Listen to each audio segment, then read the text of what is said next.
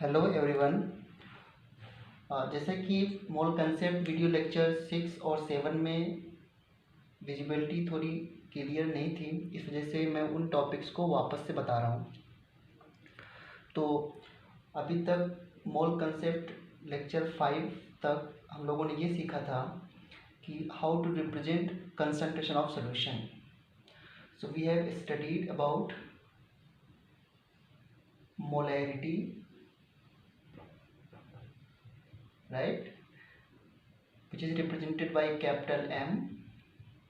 We have studied molality, which is represented by small m, and mole fraction.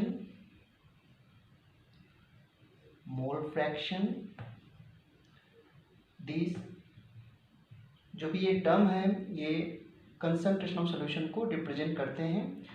And we have studied mass percent, volume percent यानी volume by volume percent, mass by volume percent या weight by volume percent, and PPM. Okay. And अभी हमको पढ़ना है आज के lecture में normality. ठीक है, which is represented by capital N. ये कंसंट्रेशन टर्म्स हमने पढ़े हैं. So if you remember what is molarity. Molarity क्या होती है? So molarity is number of moles of solute divide by volume of solution in litre. if I represent moles of solute from N2, okay, 2 subscript हम लोग लेते हैं for solute divide by volume of solution in litre. Okay, and this quantity is temperature dependent. Okay, ये quantity क्या होती है? Temperature पर depend करती है. ठीक है, डिपेंड्स. ठीक है, टेम्परेचर डिपेंडेंट. एंड मोलैरिटी कैसे लिखते हैं हम लोग? Number of moles of solute N2 divide by mass of solvent, 1 subscript for solvent in kg.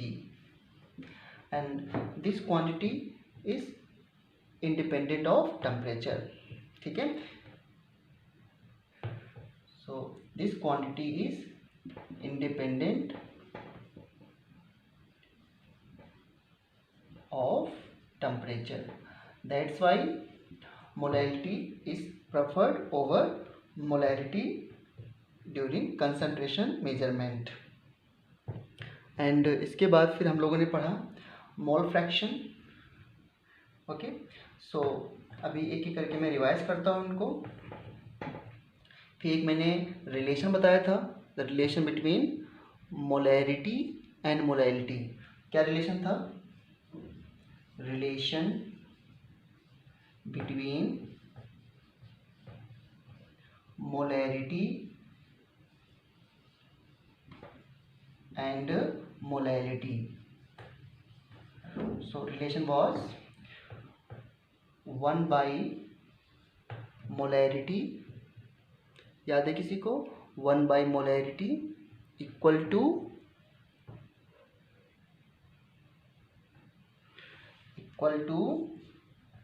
1 upon molarity.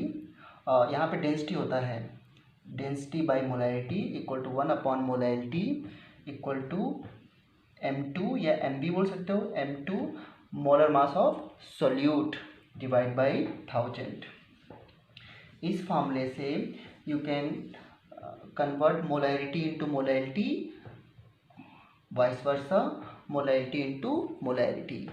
ठीक है, एंड यहाँ पर डेंसिटी क्या होती है? Density equal to mass upon volume. Correct, ये हम लोग पढ़ चुके हैं और इस पर हमने न्यूमेरिकल भी किया था. और हमने ये कहा था कि मैं इस फार्मूले को लर्न करने के लिए आपको इनकरेज नहीं कर रहा हूँ. आपको एक क्वेश्चन मैंने कराया था इस पर कि बिना फार्मूले के आप सॉल्व कर सकते हो.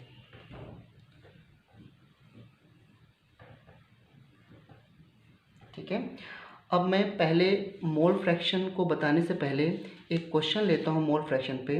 This very important question. एक क्वेश्चन है, मोल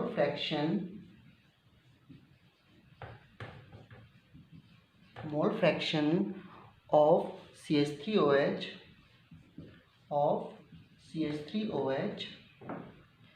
in water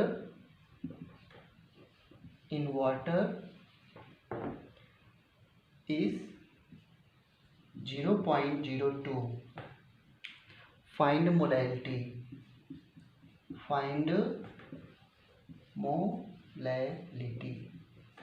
ओके, सो इस क्वेश्चन में वेरी इंपॉर्टेंट क्वेश्चन है। इस क्वेश्चन में आपको मोल फ्रैक्शन गिवन है और मोलैलिटी निकालना है। ठीक है, तो एक काम करते हैं, एक फार्मूला ड्राइव करते हैं जिससे कि हम मोल फ्रैक्शन से मोलैलिटी को निकाल सकें। तो हमें पता है मोलैलिटी क्या होती है। Molality small m equal two moles of solute which is N2 moles of solute divide by volume of solution divide by mass of solvent in kg। ठीक है, mass of solvent in kg, तो ये mass of solvent kg में होता है। अगर हम mass of solvent को ग्राम में रखना चाहें तो suppose we want to put mass in gram, then इसको अगर मैं ग्राम में पुट करूं तो क्या करो, इसको 1000 से डिवाइड कर दो तो 1000 will be multiplied. So this formula can also be applied to find molality. यहाँ पर अगर 1000 से ऊपर मल्टीप्लाई करते हो तो फिर मास ऑफ सॉल्वेंट आपको ग्राम में रखना पड़ेगा। ठीक है, अब देखो इस फार्मूले से मैं मोल फ्रैक्शन निकालता हूँ। तो देखो ध्यान से, मैं क्या करूँगा, न्यूमरेटर और डिनोमिनेटर दोनों में N1 प्लस N2 से डिवाइड कर देता हूँ सल्यूट और सॉल्वेंट के मोल से। तो देखो ध्यान से, N2 divide by N1 plus N2 into N1 plus N2। ठीक है, एंड इंटू 1000 तो यहाँ पे है ही, एंड क्योंकि मैं डिवाइड करूँगा तो I have to multiply also. And W1 जो है that is the given mass. W given mass होता है, तो गिवन मास ऑफ सॉल्वेंट को हमने इसके मोलर मास से डिवाइड कर दिया, सॉल्वेंट के मोलर मास से। तो डिवाइड करूंगा तो मुझे मल्टीप्लाई भी करना पड़ेगा। ठीक है, नाउ सॉल्यूट के moles divide by total moles को मैं क्या लिख सकता हूँ, मोल फ्रैक्शन। तो इस टर्म को मैं क्या लिख सकता हूँ, मोल फ्रैक्शन। तो it will B mole fraction of solute X2 into N1 plus N2, ठीक है, into 1000 divide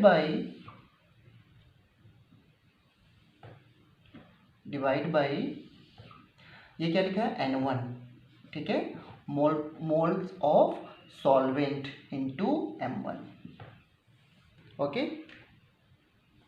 again you can do one thing कि जो मोल ऑफ सॉल्वेंट है इसको N1 प्लस N2 से डिवाइड कर दो एंड मल्टीप्लाइड कर दो।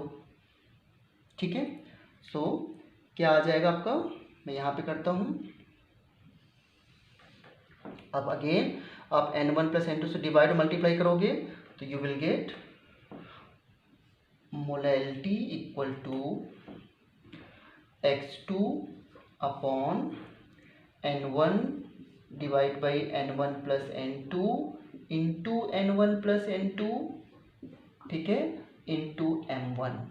ठीक है, ये M1 तो रहेगा आपका, और ऊपर आपका क्या है साथ में, N1 plus N2 into 1000। Okay, इस तरीके से।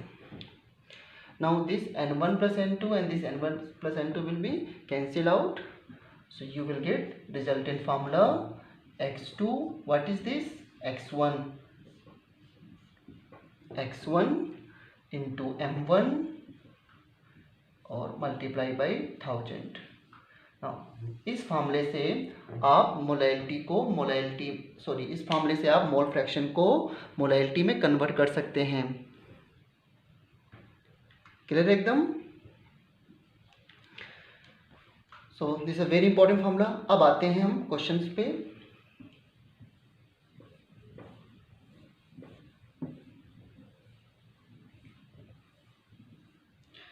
सो मोल फ्रैक्शन ऑफ मेथनॉल दिया है। सो मेथनॉल मोल फ्रैक्शन दिया है, तो मेथनॉल का मोल फ्रैक्शन 0.02 है। सो दूसरा सॉल्वेंट क्या होगा, तो सॉल्वेंट विल बी वाटर। तो यहाँ पर सोल्यूट क्या है, मेथनॉल इज अ सोल्यूट और वाटर विल बी सॉल्वेंट। अगर नहीं दे रखा है तो सॉल्वेंट हम वाटर ले लेंगे, it is a universal solvent. अगर ये 0.02 है तो sorry mole fraction of methanol है, मोल फ्रैक्शन को x से डिनोट करते हैं, तो मोल फ्रैक्शन ऑफ वाटर क्या हो जाएगा 1 minus mole fraction of methanol यानी which is equal to 0.98। Correct. Now apply this formula. So molality equal to 0.02 divide by 0.98 into molar mass of water and into 1000. Correct? From this you can find molality. A very important question. ठीक है। So next question मैं वापस से लेता हूँ। I think आप इसको समझ चुके होंगे।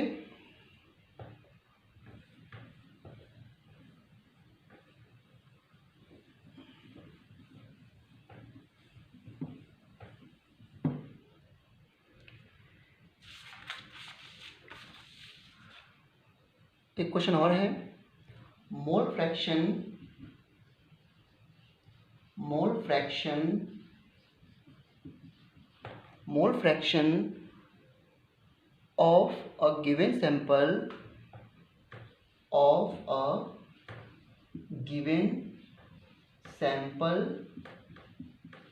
of a given sample of I2 in C6H6, ये बेंजीन होता है बच्चों, बेंजीन इज 0.2। ठीक है। What is the molality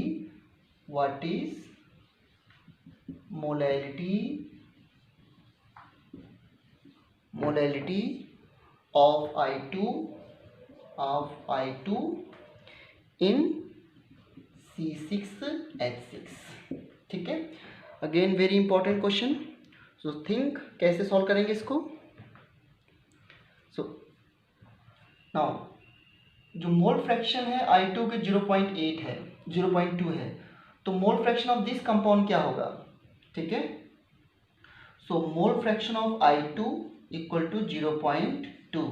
so moles of C6H6, mole fraction of X is the mole fraction of C6H6 will be equal to 0.8, 1 minus 0.2। और जिसके mole fraction ज़्यादा होते हैं वो क्या होता है, solvent. This will be solvent. जिसके मोल फ्रैक्शन ज़्यादा होंगे वो क्या होगा, solvent, and this will be solute. Okay. So again apply the formula, molality equal to x2 by x1 into molar mass of solvent into 1000, right, into 1000। now x2 कितना है 0.2 divide by 0.8 into molar mass of this compound will be what। so इसका molar mass निकालना है तो carbon का 12 होता है, तो 12 into 6 plus 6 it will be 78, तो इंटू 78, ठीक है, into 1000। Solve this and you will get the result. Correct.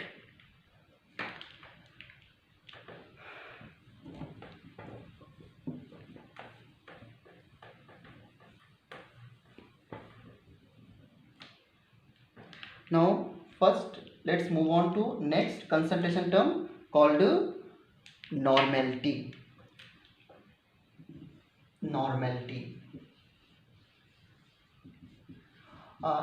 Normality जो है बच्चों थोड़ा सा डिफिकल्ट है, ये 12th में है, बट आपके कोर्स में टाइट्रेशन भी है, दैट्स वाई हमें नॉर्मेलिटी को पढ़ना पड़ेगा। तो little bit more conceptual topic. So normality होती क्या है, डेफिनेशन बिल्कुल वैसे जैसे मोलैरिटी और मोलैलिटी की है। तो नॉर्मेलिटी क्या होती, normality n equal to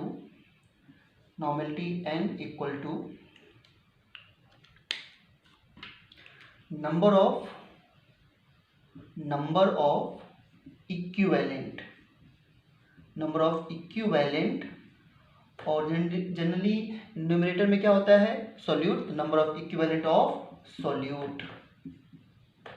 okay. Divide by volume of solution in litre, volume of solution in litre. Okay, ये होता है। अब यहाँ पे कुछ अच्छा, बुक्स में बहुत सारी रेफरेंस बुक में यहाँ पे लिखा हुआ है नंबर ऑफ ग्राम इक्विवेलेंट, तो कोई बात नहीं है, आप नंबर ऑफ इक्विवेलेंट या ग्राम इक्विवेलेंट दोनों लिख सकते हो। Now question arises what is number of equivalent. तो नंबर ऑफ इक्विवेलेंट को समझने के लिए पहले नंबर ऑफ मोल्स को याद करो कि नंबर ऑफ मोल्स क्या होते हैं। सो नंबर ऑफ मोल्स होता है given mass divide by molar mass, ठीक है, given mass divide by molar mass. तो उसी तरीके से नंबर ऑफ इक्विवेलेंट क्या होगा, तो बस आप मोल्स में नीचे मोलर मास होता है तो यहाँ पे क्या कर दीजिए आप इक्विवेलेंट मास, ठीक है,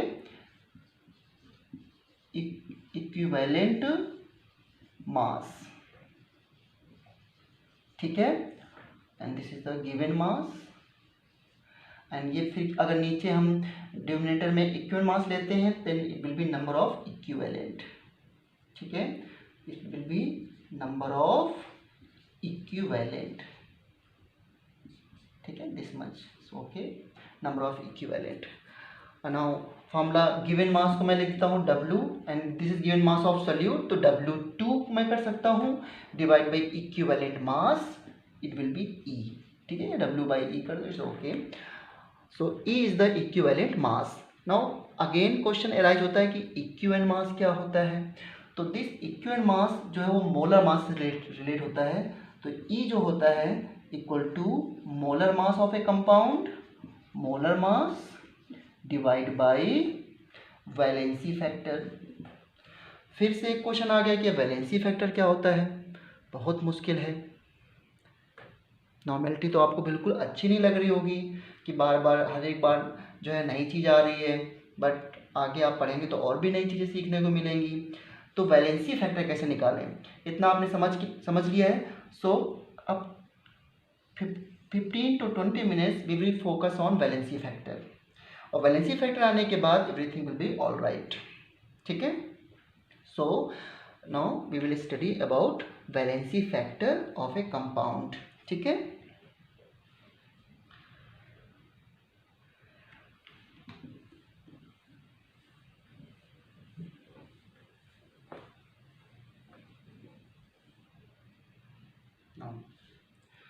सो वैलेंसी फैक्टर जो होता है ये डिफरेंट टाइप के सब्सटेंस के लिए डिफरेंट होता है। तो जैसे मैं पहले पढ़ा रहा हूँ आपको valency factor of an acid, valency factor for an acid, और valency factor for an acid जो होता है इज इट्स बेसिसिटी, क्या होता है इसकी बेसिसिटी, और ये क्या होता है number of H plus ion given by N acid, ये क्या होता है number of H plus ion given by N acid, okay. Now number of H plus ion given by N acid जो होता है वो उसकी valency factor for an acid होता है। जैसे एग्जांपल के लिए अगर मैं HCl लूँ तो HCl पर मॉलिक्यूल कितने H पर दे सकता है, यू विल से 1, तो इसकी बेसिसिटी 1 है या इसके अंदर H प्लस आयन देने की टेंडेंसी 1 है। ये टर्म आपने बेसिसिटी शायद 10th में पढ़ा होगा। तो इसका वैलेंसी फैक्टर क्या होगा, मैं वैलेंसी फैक्टर यहाँ लिख रहा हूँ, इसका वैलेंसी फैक्टर 1 होगा।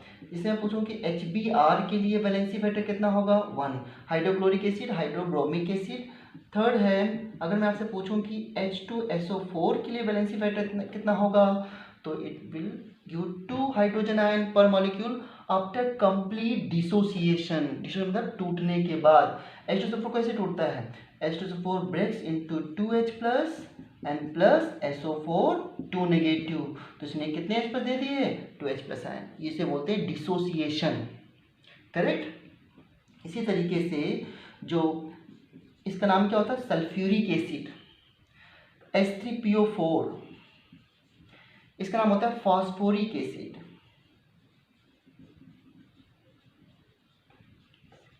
ठीक है।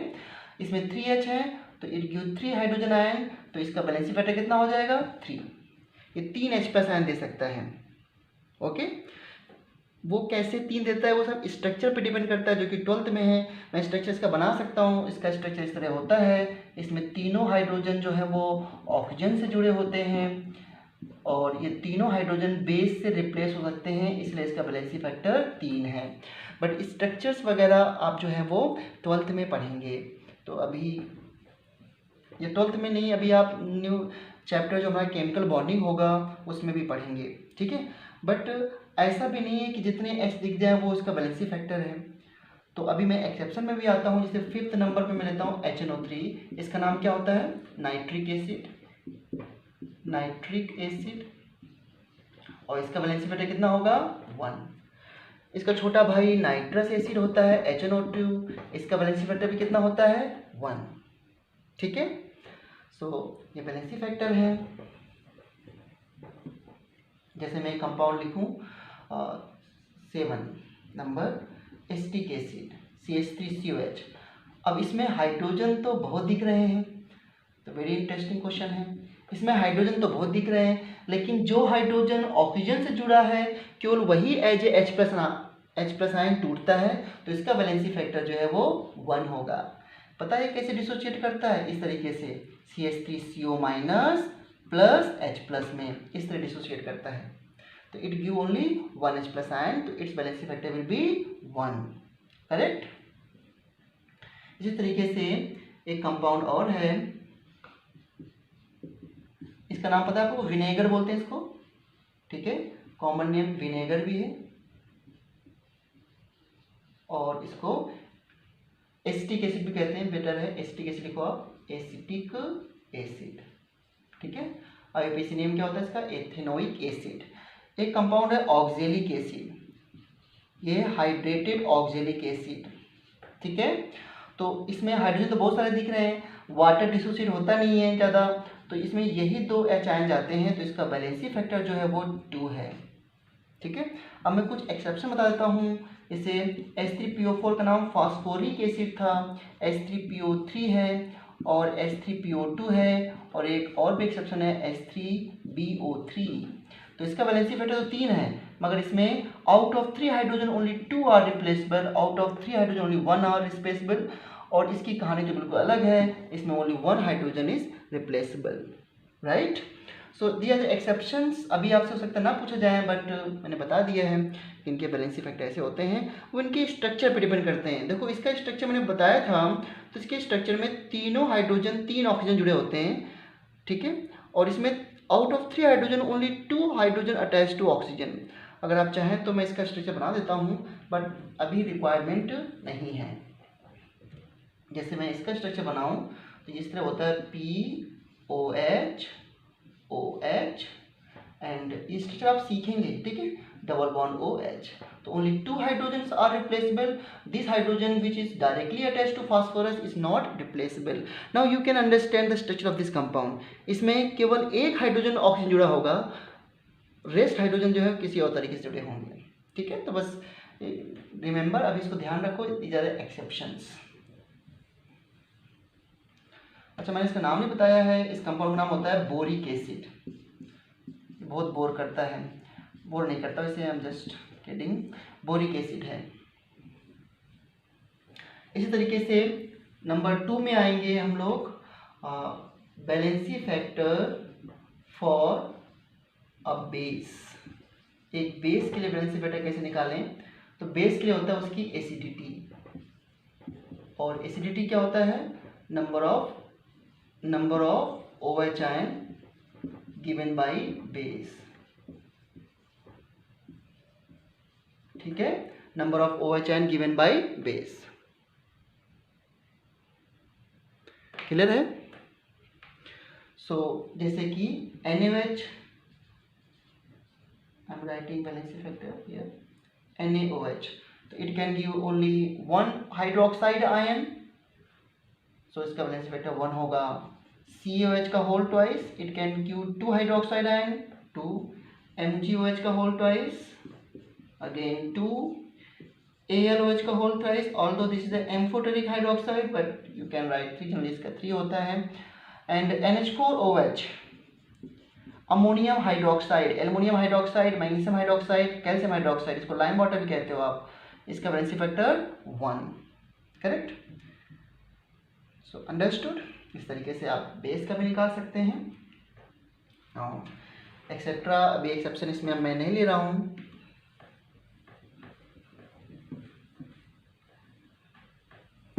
नेक्स्ट है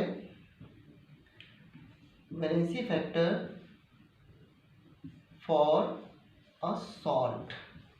किसी सॉल्ट के लिए कैसे निकालेंगे वैलेंसी फैक्टर?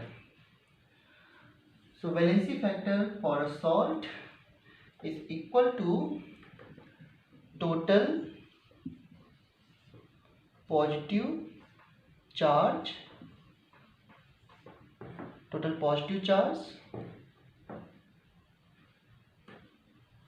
ऑफ कीटायन और total negative charge on anion at anion.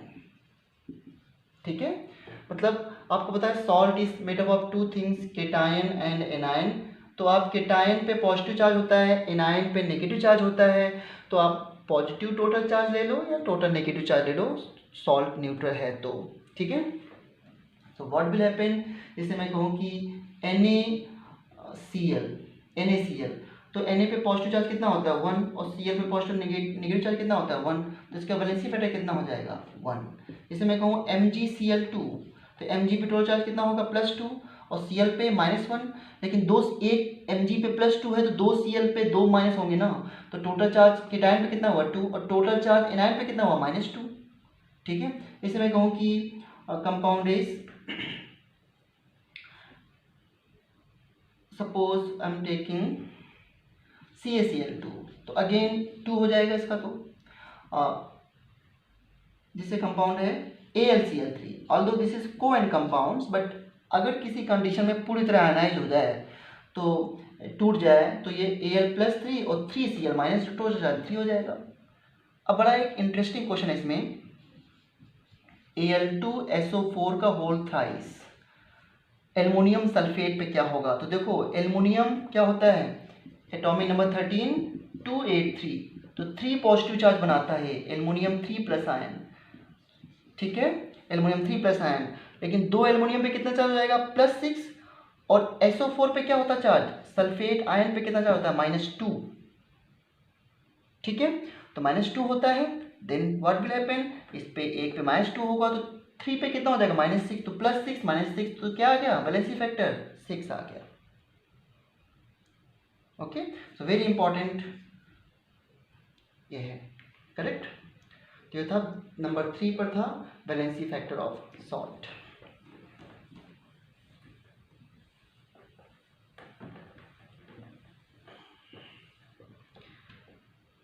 आते हैं 4th में। अब देखो इंडिविजुअल, अगर आपको इंडिविजुअल जो है,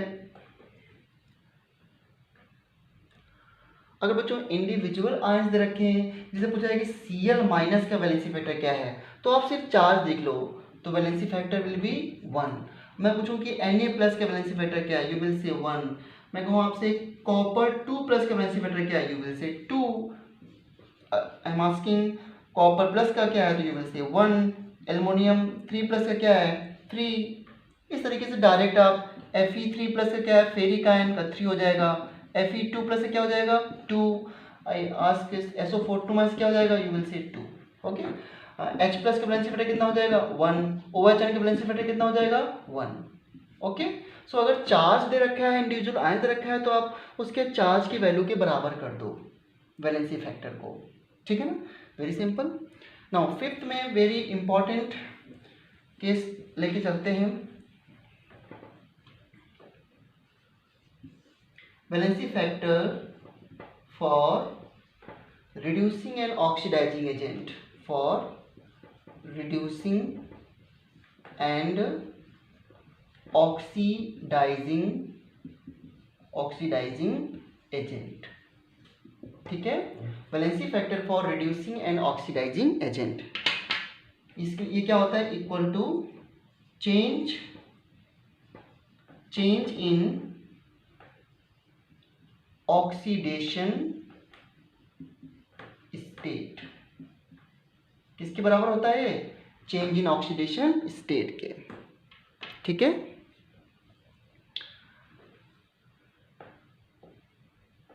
लेते हैं कुछ एग्जाम्पल इसमें। तो एग्जाम्पल ए है, जिसे मान लो ये मान क्या नहीं कंपाउंड होता है क्योनोफोर, पोटेशियम परमैंगनेट। ये कंपाउंड जा रहा है Mn2+ में। ठीक है, तो मैं पूछूं कि क्योनोफोर रिएक्टेंट है ना, क्योनोफोर यहाँ पे रिएक्टेंट क्योनोफोर के लिए वैलेंसी फैक्टर क्या है। तो देखो इसमें चेंज इन ऑक्सीडेशन स्टेट निकालो, और ये रिडक्शन हो रहा है क्योंकि यहाँ पे Mn की स्टेट क्या है, +7। आपने ऑक्सीजन स्टेट निकालना सीखा है, पोटेशियम की +1, Mn की x, 4 × -2 = 0, तो x = कितना जाएगा, +7। ठीक है, तो इस तरीके से आप निकाल सकते हो। तो चेंज कितना आया, final minus initial 2 - 7, sorry 2 - 7 yes, तो -5, तो हम तो साइन तो लेते नहीं है, तो इसके लिए वैलेंसी फैक्टर कितना हो जाएगा, वैलेंसी फैक्टर = 5 फॉर किसके लिए, क्योनोफोर के लिए। ठीक है, एंड यहीं पर एक बी पार्ट ले रहा हूँ, KMnO4 जो होता है वो न्यूट्रल मीडियम में, न्यूट्रल मीडियम मतलब आपने सुना ना न्यूट्रल मीडियम, ये कौन सा मीडियम लिया था मैंने, एसिडिक। एसिडिक क्या होता है, जहाँ पे pH 7 से कम होती है, और न्यूट्रल का मतलब pH कितनी होती है, 7।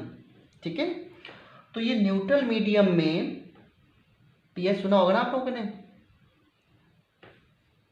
10th में, न्यूट्रल मीडियम में ये जाता है MnO2, reaction will be given, so कोई पैनिक सिचुएशन नहीं है यहाँ पर। अब देखो यहाँ पर ऑक्सीजन स्टेट निकालेंगे, तो ये तो +7 है और ये कितना है, +4।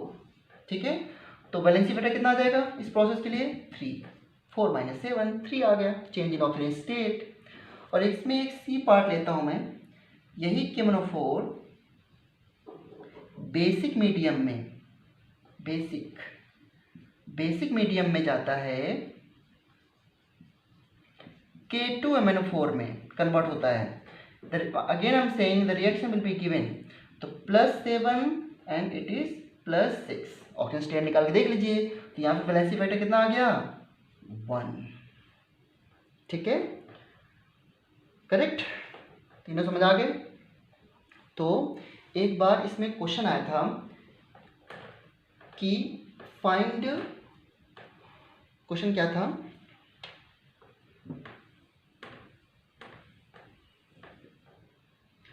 Find equivalent mass of KMnO4 in all medium, acidic and basic medium. ठीक है, सो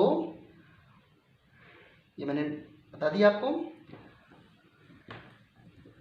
सो पहली बात तो इक्विवेलेंट मास क्या होता है, इक्विवेलेंट मास = हमने अभी सीखा है molar mass divide by valency factor. ठीक है, molar mass divide by valency factor. Then equivalent mass = okay, KMnO4 का मोलर मास कितना आएगा, तो इसका मोलर मास जो आएगा, potassium 39, manganese 55, 4 × 16, so 39, 55, 64, so it will be 158। So acidic medium में, एसिडिक मीडियम, बेसिक मीडियम और न्यूट्रल, अगर मैं निकालूं तो तीनों मीडियम में इसका मोलर मास, इसमें चेंज कितना था एसिडिक मीडियम में, वैलेंसी फैक्टर 5, तो 158 / 5 आएगा। यहाँ पर 158 158 डिवाइड बाई 1 आएगा और यहाँ पर 158 डिवाइड बाई 3 आएगा। ठीक है, तो इसका मोलर मास अगर मैं m दे देता तो m/5, m/1 और m/3। इस तरीके से एक बार क्वेश्चन आया था। नेक्स्ट,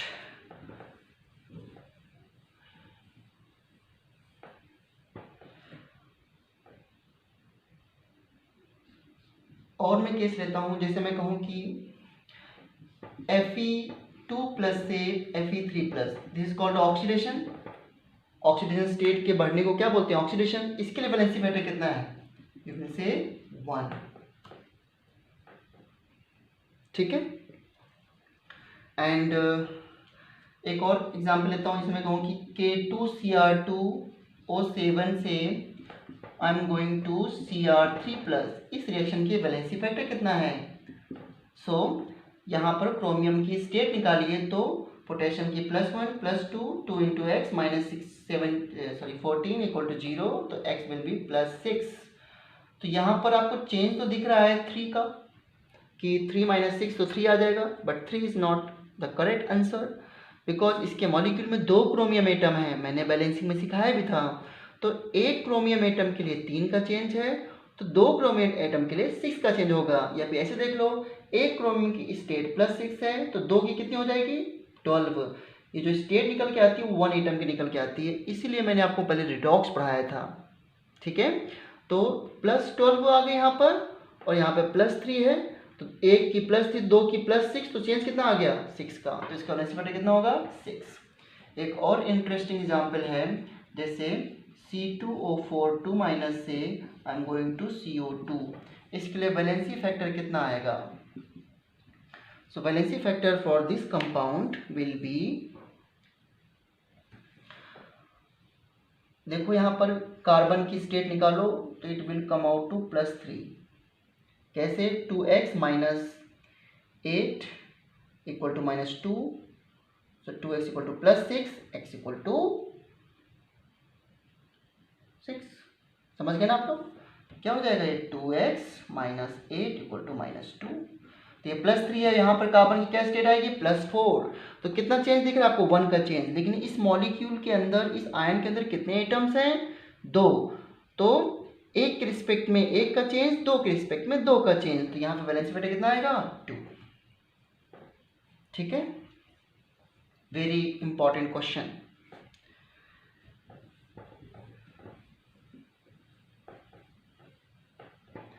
जैसे कि एक क्वेश्चन है, FeC2O4 से आप जा रहे हो, ये बड़ा क्वेश्चन, ये भी IIT में आया था क्वेश्चन, ये Fe3+ and CO2, इस रिएक्शन के लिए वैलेंसी फैक्टर बताओ। तो यहाँ पर कार्बन की स्टेट +3 है, क्योंकि Fe की +2 है, इसका हो रहा है ऑक्सीडेशन, तो पक्का है +2 रहा होगा। यहाँ पे ये +4 है, तो इसका वैलेंसी फैक्टर जो होगा, total change in oxygen state with respect to this compound, तो +2 से +3, तो 1 का चेंज, और इस केस में कितने चेंज है? 1 का चेंज, बट एक के रिस्पेक्ट में 1 का चेंज, 2 के रिस्पेक्ट में 2 का चेंज। तो इसके रिस्पेक्ट में चेंज 2 का है, +3 से +4 1 का चेंज है, लेकिन इसके एटम में दो कार्बन है, यहाँ पे 2 कार्बन है इस मॉलिक्यूल में, तो एक कार्बन रिस्पेक्ट में 1 का चेंज, 2 कार्बन रिस्पेक्ट में 2 का चेंज, 2 का चेंज 1 का चेंज, टोटल वैलेंसी फैक्टर कितना हो गया? 3। इंटरेस्टिंग क्वेश्चन है ये। Valency factor = 3। नाउ इस तरीके से हम वैलेंसी फैक्टर देख सकते हैं। कुछ और एग्जाम्पल लेते हैं, जैसे कि H2SO4 कि मैं रिएक्शन करा दूं NaOH से। ठीक है, H2SO4 की रिएक्शन मैंने करा दी NaOH से, so you will get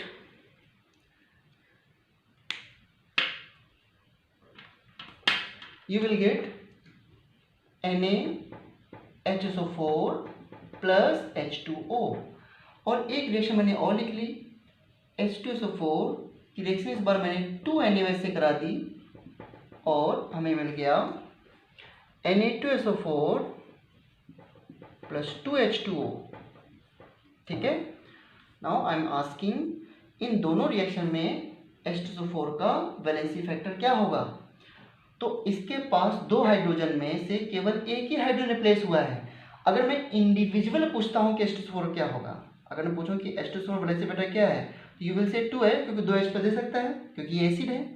but अगर रिएक्शन दे रखी है और this reaction is not redox reaction, पहली बात तो it is a neutralization reaction, क्योंकि जब भी एसिड बेस रिएक्ट करते हैं तो सॉल्ट एंड वाटर बनता है, और इसमें चेक कर लो आप, ऑक्सीडेशन स्टेट का चेंज कहीं नहीं आएगा। This is a neutralization reaction, neutralization reaction, ठीक है। Whenever acid and base react salt and water is formed, ठीक है। तो इसमें out of 2 hydrogen only 1 hydrogen replace, तो यहाँ पे वैलेंसी फैक्टर इसका 1 है, और यहाँ पे valency factor both hydrogen are replace salt में, तो इसका वैलेंसी फैक्टर 2 है। तो कैसा क्वेश्चन दे रखा है उस पर भी डिपेंड करता है, ठीक है। अब आते हैं नॉर्मेलिटी के क्वेश्चंस पे।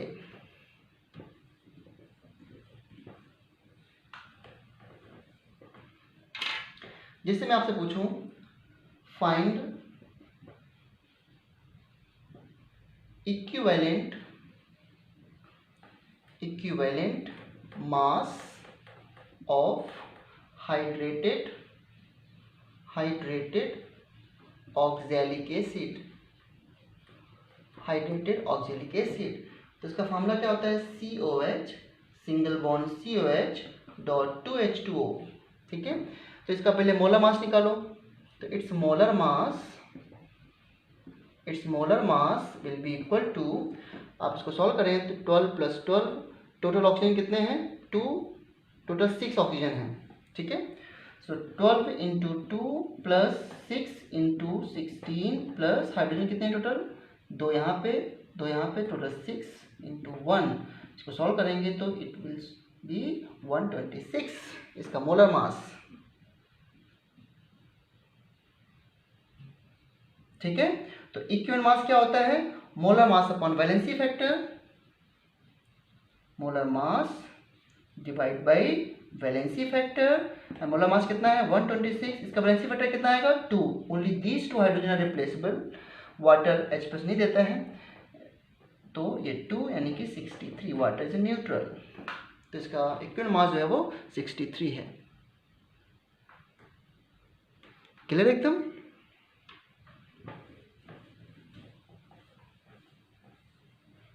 And now if I ask what is the equivalent mass of CaCO3,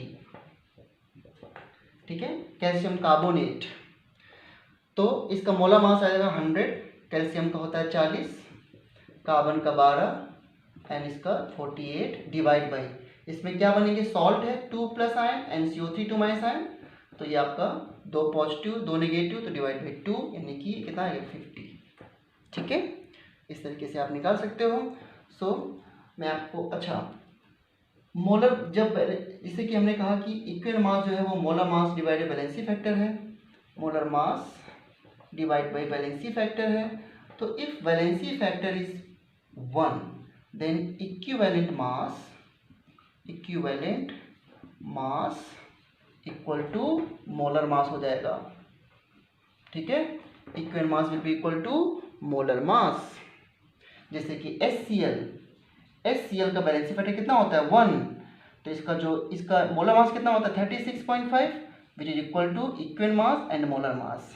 ऐसे NaOH है, NaOH का वैलेंसी फैक्टर कितना होता है 1, तो NaOH के केस में भी इसका टोटल मास कितना होता है 40 40, तो इसका जो इक्विवेलेंट मास होगा that will be the molar mass, ठीक है। तो जब वैलेंसी फैक्टर 1 होगा तो molar mass equal to equivalent mass होता है, करेक्ट।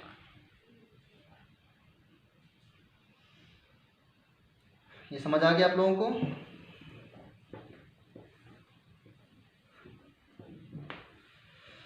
एक छोटा सा क्वेश्चन लेता हूं मैं, 0.4 ग्राम NaOH dissolve in 100 ml water, find normality, ठीक है, फाइंड नॉर्मेलिटी। तो नॉर्मेलिटी क्या होती है, number of equivalent divide by volume of solution in litre, ठीक है। तो क्या था नंबर ऑफ इक्विवेलेंट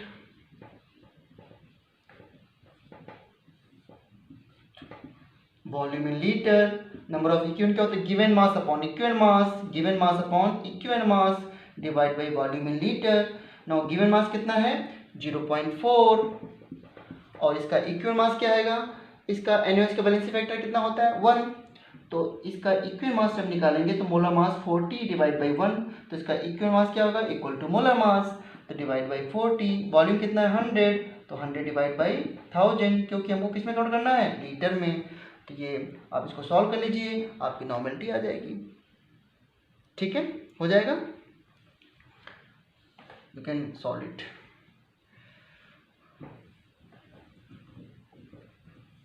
अच्छा एक चीज और देखो, आपने ये लिखा है normality equal to number of equivalent divide by volume in litre, तो मैं वॉल्यूम को यहाँ कर देता हूँ इन लीटर, तो ये क्या होता है number of equivalent, and this is very important terms. Number of equivalent क्या होता है N इंटू V, और अगर मैं वॉल्यूम को ml में ले लूँ, मिलीलीटर में ले लूँ, वॉल्यूम इन ml में ले लूँ, तो इसे बोलेंगे number of milli equivalent,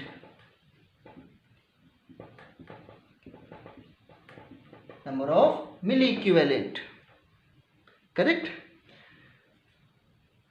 so this is very important term number of equivalent, क्योंकि किसी रिएक्शन के लिए, मान लो कोई रिएक्शन है A प्लस B से C प्लस D, तो ऑलवेज ध्यान रखना, always number of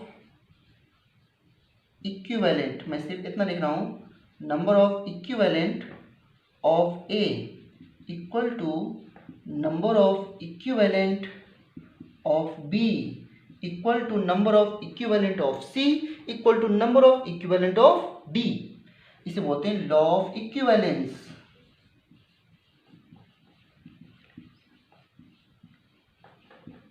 law of equivalence, ठीक है, कि जो इसके इक्विवेलेंट होंगे वो इसके बराबर होंगे और ये इसके बराबर होंगे।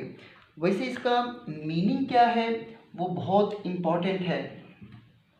मीनिंग इसका ये है कि अगर मैं आपसे कहूँ कि इस रिएक्शन में, एक रिएक्शन है A plus 3B change into 4C, मैंने कहा कि इसके जो इक्विवेलेंट हैं, नंबर ऑफ इक्विवेलेंट इसके जो दे रखे हैं वो 10 इक्विवेलेंट हैं, ठीक है, और इससे बताइए कि इसमें B के इक्विवेलेंट क्या होंगे, तो इसका कुछ भी फैक्टर क्यों ना हो, ये इसका 10 इक्विवेलेंट इसके 10 इक्विवेलेंट से रिलेट कर सकता है, तो इसके भी इक्विवेलेंट कितने होंगे 10 इक्विवेलेंट, ठीक है। So number of equivalent of B again will be 10 equivalent, 10 equivalent, ठीक है। अब आप कह सकते हो, ये बहुत इंपॉर्टेंट सारा, अब आप ये कह सकते हो कि ये क्या है मतलब इक्विवेलेंट का, तो अभी आप, मैंने कहा है बहुत ही कंसेप्चुअल टॉपिक है, अभी आप ये समझ लो कि एक पॉजिटिव चार्ज एक ही नेगेटिव चार्ज से रिएक्ट कर सकता है, एक पॉजिटिव चार्ज एक ही नेगेटिव चार्ज से रिएक्ट कर सकता है, और ये बिल्कुल सिंपल प्रिंसिपल वाली बात है कि इसका पॉजिटिव 1 ऑक्सीडेशन स्टेट इसके एक नेगेटिव 1 ऑक्सीडेशन स्टेट से भी तो जुड़ सकता है, करेक्ट, ओके, इस तरीके से। एंड यहाँ पर मैं आपको एक फॉर्मूला भी बताना चाहूँगा, वो ये है कि मैं नॉर्मेलिटी लिख रहा हूँ, नॉर्मेलिटी नंबर ऑफ इक्विवेलेंट, या मैं इसको लिखता हूँ रिलेशन बिटवीन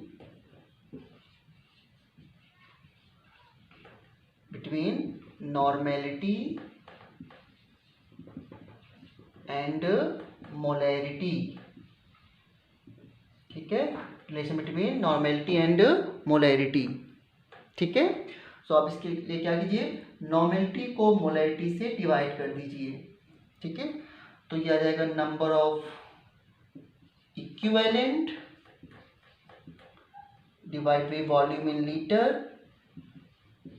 ठीक है, और ये क्या होता है number of moles divide by volume in litre, ठीक है। तो नॉर्मेलिटी अपॉन मोलैरिटी जो आ जाएगा दैट इज वॉल्यूम कैंसिल हो जाएगा और number of equivalent. Now number of equivalent क्या होता है? Given mass upon equivalent mass, ठीक है। और नंबर ऑफ मोल्स क्या होते हैं? Given mass upon molar mass. तो अगेन गिवन मास कैंसिल हो गया, तो क्या बचा आपका? Molar mass divide by equivalent mass E। और थोड़ी देर पहले क्या सीखा था आपने? इक्विवेलेंट मास क्या होता है? इक्विवेलेंट मास क्या होता है? Molar mass divide by valency factor. तो आप इसे क्या लिख सकते हो? Normality upon molarity equal to valency factor, this terms equal to valency factor, ठीक है। तो यहाँ पे क्या आ गया formula? Very important, normality equal to molarity into valency factor, ठीक है, अंडरस्टूड। और बस इसी पे मैं लास्ट आपको एक दो क्वेश्चन बताता हूँ, कितने अच्छे क्वेश्चन देखना ध्यान से। मैं आपसे कहूँ 0.2 मोलर H2SO4 की नॉर्मेलिटी क्या होगी, तो बस क्या कर दो 0.2 इक्वल टू इसका वैलेंसी फैक्टर कितना होता है? 2, कितना आ जाएगा? 0.4 नॉर्मेलिटी, ठीक है। नेक्स्ट क्वेश्चन है 0.3 मोलर H3PO4 की नॉर्मेलिटी क्या होगी? इसकी नॉर्मेलिटी क्या होगी?